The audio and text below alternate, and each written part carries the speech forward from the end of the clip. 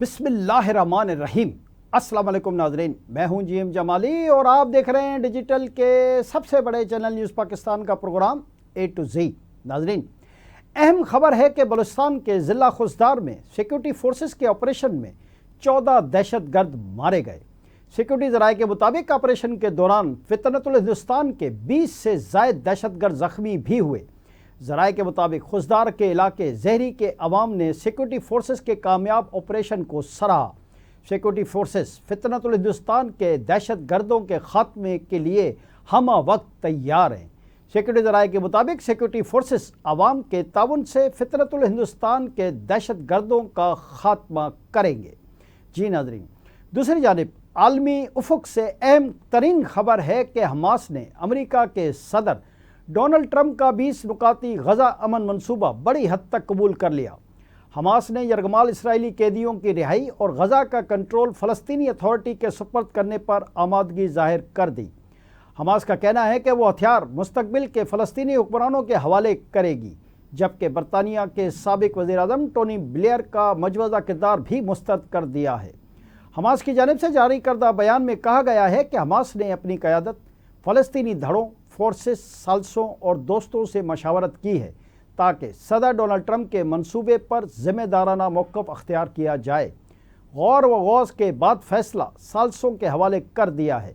Hamas کے بیان میں کہا گیا ہے کہ فلسطینی اتھارٹی انڈیپینڈنٹس یعنی ٹیکنوکریٹس پر مشتمل ہونی چاہیے، جس کے لیے قومی اتفاق رائے ہو اور اسے عرب اور مسلم ممالک کی حمایت بھی حاصل ہو۔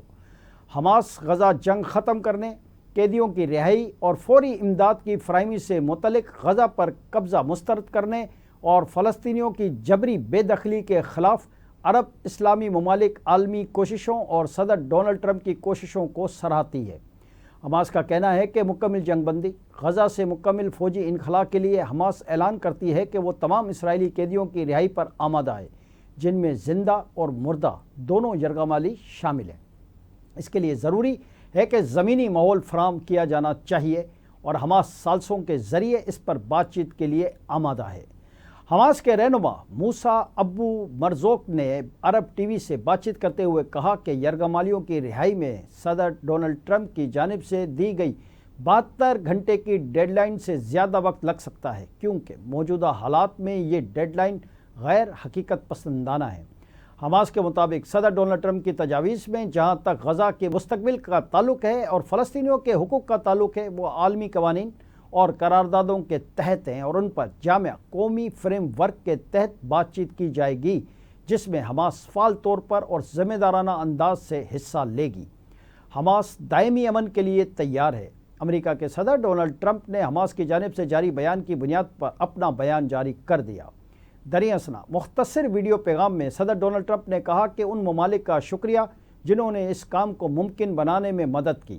صدر ڈونلڈ ٹرمپ نے اسرائیل سے مطالبہ کیا ہے کہ غزہ پر بمباری فوری طور پر روکی جائے تاکہ یرغمالیوں کی محفوظ اور جلد رہائی ممکن بنائی جائے۔ انہوں نے کہا کہ اس صورتحال میں یرغمالیوں کی رہائی بہت زیادہ خطرناک ہوگی۔ صدر ڈونلڈ ٹرمپ نے کہا کہ تفصیلات طے کی جا رہی ہیں، یہ صرف غزہ کی حد تک نہیں ہے۔ ان کا مزید کہنا تھا کہ یہ مشرق وسطیٰ میں طویل عرصے سے جاری امن کی کوششوں سے متعلق ہے۔ واضح رہے کہ حماس نے امریکہ کے صدر ڈونلڈ ٹرمپ کا 20 نکاتی غزہ امن منصوبہ بڑی حد تک قبول کر لیا ہے۔ حماس کا کہنا ہے کہ وہ ہتھیار مستقبل کے فلسطینی حکمرانوں کے حوالے کرے گی۔ ادھر برطانوی وزیر اعظم کیریئر اسٹارمر نے معاہدے پر بلا تاخیر عمل درآمد کے لیے فریقین پر زور دیا ہے۔ وزیر اعظم کیریئر اسٹارمر نے کہا کہ حماس کا امریکی امن منصوبہ تسلیم کرنا اہم پیش رفت ہے۔ انہوں نے کہا کہ ٹرمپ کی کوششوں کے حامی ہیں جس نے ہمیں امن کے قریب پہنچایا ہے۔ برطانوی وزیر اعظم کا کہنا تھا کہ مزید مذاکرات اور پائیدار امن کے لیے اتحادیوں کے ساتھ کھڑے ہیں۔ انہوں نے مزید کہا کہ لڑائی کے خاتمے، یرغمالیوں کی واپسی اور امداد تک رسائی کا یہ بہترین موقع ہے۔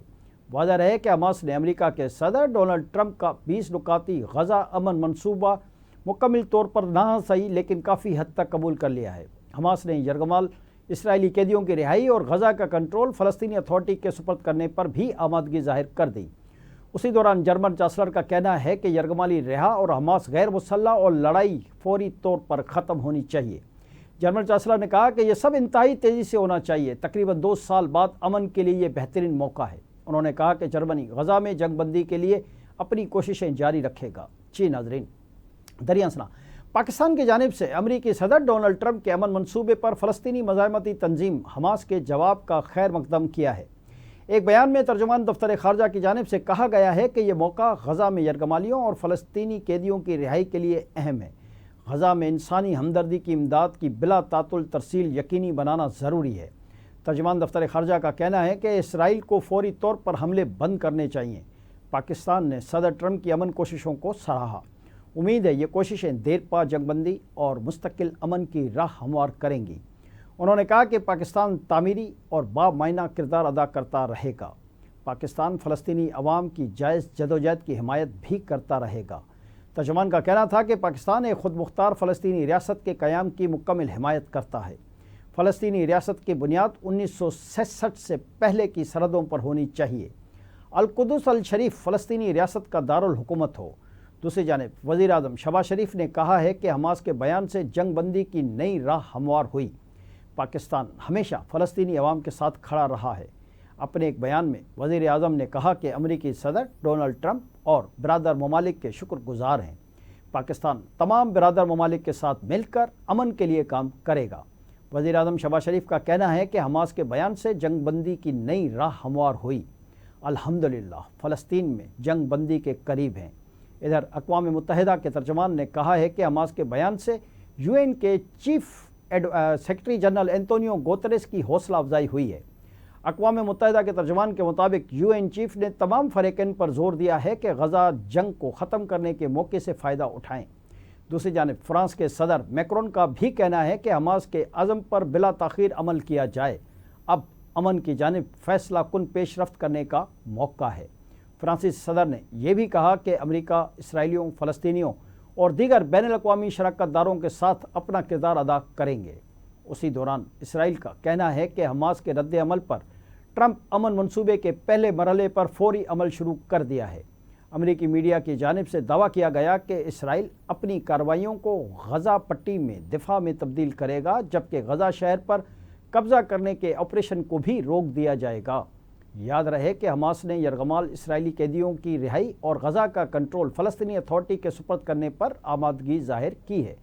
حماس کا کہنا ہے کہ وہ ہتھیار مستقبل کے فلسطینی حکمرانوں کے حوالے کر دیں گے، جبکہ برطانیہ کے سابق وزیر اعظم ٹونی بلیئر کا مجوزہ کردار مسترد کرتے ہیں۔